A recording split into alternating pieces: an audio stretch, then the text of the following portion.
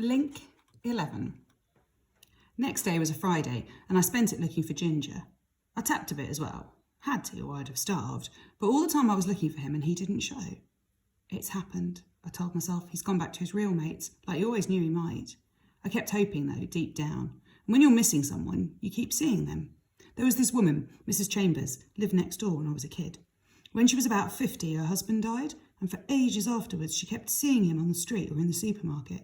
She'd jump off the bus and abandon her trolley and go chasing after him. Of course, it was always somebody else. And that's what it was like for me that Friday. I'd catch a glimpse of somebody across the road or through a shop window, somebody just like Ginger, and when I got close, I'd find myself gawping at a stranger. Happened half a dozen times.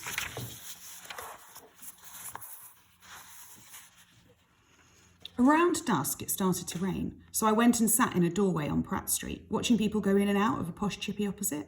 Normally, the smell of the food would have driven me out of my tree, but I guess I was half out of it already. A little voice kept going, Ginger, Ginger, like that. It was doing my head in. I thought, what if he's lying in hospital somewhere unconscious and nobody knows who he is? He might have walked past the end of the street a minute ago looking for me, or maybe he's lost his memory. In the end, for something to do, I got up and trailed along to the station. There was a guy just inside selling the paper. He was there a lot and I knew him by sight. I walked past him a couple of times and then I went up to him. Were you here last night? I asked. Yeah, he looked at me. Why? I'm looking for someone, my mate. We were supposed to meet here last night. I wondered if you'd seen him. He shrugged. I've seen lots of people last night, hundreds. What's he look like, this mate of yours? Tallish, red hair, bit older than me, carries a green pack. Ginger, they call him. He nodded. I might have seen him. There was a guy like that last night. I remember because he was talking to this old fella, shouting something about hospital, and they went off together. Which way did they go? I don't know, do I? I wasn't taking much notice. Might not have been him anyway. No, I hesitated. Look, will you do me a favour? Depends. If you see him again, will you tell him Link's asking after him? Link? Yeah. He mentioned Link, the old guy. Link's had an accident. Something like that.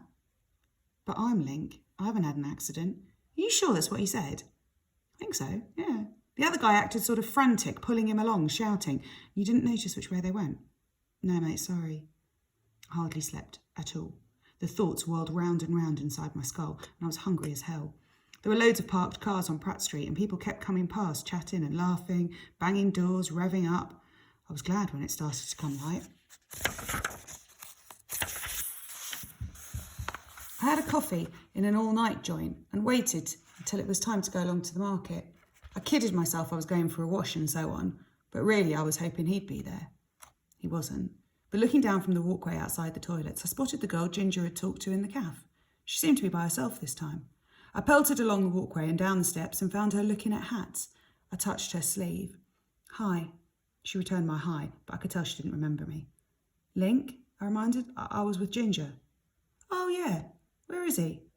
Well, I was hoping you'd tell me. She shook her head. Haven't seen him since Thursday. Me neither. Was it you he was meeting in Holborn? Yeah, she nodded. Me and Tim and Ricky, the guys you saw before. We meet in the Macklin Street Centre sometimes. Didn't he come back here? I don't know. I told her what the guy at the station had said and she shook her head. Ginger doesn't know anybody here except Captain Hook. She frowned. Accident? Hospital? Are you sure the guy wasn't winding you up? Pretty sure. She pulled her face. Weirdo. I looked at her. I'm worried. Sorry, I don't know your name. Toya. She smiled briefly. Well, it's not really, but it's what I like to be called. I'm worried, Toya. I've looked all over and I don't know what to do. She shook her head. Nothing you can do, Link. Guys like Ginger come and go, you know. Move on. Maybe he found work. I looked down, hacking at a muddy banana skin with the toe of my trainer. If you see him, will you tell him I've been looking for him? She nodded. Sure, if I see him. Only don't hang by your feet, okay? Thanks. I had enough dosh for 2 coffees and meant to offer her one, but she moved off without saying goodbye, and I thought, that's the secret. Don't let anybody close. Don't depend on anyone, because they'll only let you down. I turned away. From now on, I told myself, I'll worry about me. Just me. It was a resolution I was to keep for 4 minutes. I went in the cafe, the same one as before. I was trying not to look for Ginger, but looking anyway. There was one empty table. I got a coffee and sat down. The new me, that's what I was thinking. I don't need anyone. Solo and coping, right? Right. I nursed the coffee. It was warm in here and raw outside, so it paid to stay put. I was halfway down the mug when she walked in. She was dossing, I could see that, but she was the best-looking dosser I'd ever seen. I noticed her hair first, chestnut, spilling from under her green knitted cap like fire. Her eyes were terrific too, dark and wide and shining like she'd just had 12 hours kip. She had on a battered wax jacket, torn muddy jeans and broken down trainers, but she soared above her scruffiness. Her looks and bearing sort of cancelled it out. She didn't look at anybody as she crossed the cafe, but everybody looked at her. I couldn't tear my eyes away. She got a Coke and turned, looking for somewhere to sit. Her eyes, those fantastic eyes, it met mine for a second and I smiled. No chance, I told myself, scruffy little git like you. I was wrong. She came over. Every eye in the place followed her. She nodded at one of the 3 empty chairs. Anyone sitting here? She sounded Scottish. I shook my head. Mind if I join you then? I nodded, saying nothing, being the new me. She unslung her pack, dropped it next to mine and sat down. I lifted my mug and sipped tepid coffee, gazing out of the window. I was acting so cool, it was unbelievable. But that's all it was, acting.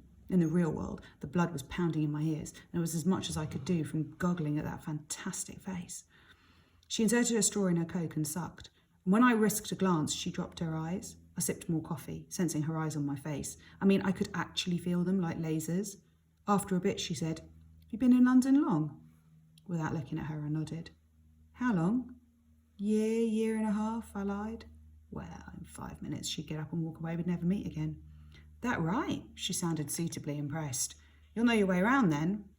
I shrugged. Some. Man, a few words. What'd they call you? Link? Link? She sucked up Coke. What's that short for? It's short for I have another name, but I prefer to be known by this one. Sorry. She looked sorry. I'm Gail. Hi, Gail. Just landed, right? Right. From, don't tell me if you don't want. Glasgow? Aha. Heavy scene? Aye. Stepfather. Say no more. She looked at me. You too? Uh-huh. The new me. The guy who doesn't let anybody get close. And here I am, spilling my guts to the first stranger I meet, because she's got nice hair and laser eyes. I drained my mug and pushed back my chair. I've got to go. Why? She looked crestfallen. I shrugged. Things to do. I stood up. This was costing me, but I wasn't going to wind up watching trains for her to come back. Don't go. So simple, so direct. Something hot and heavy stirred in my chest. I hesitated, dangling my pack, looking down at her. What do you want, Gail? Her eyes held mine. I'm scared, Link, she murmured. I don't know what to do, how to live on the street. You learn, Gail, that's all. Oh, yeah, sneered a voice inside my head. What about your dependence on Ginger, then, that urge to cling? It came to me that this was the first time I'd thought of Ginger since she walked in, and that was powerful medicine. Maybe we needed each other. I dropped my pack and sat down.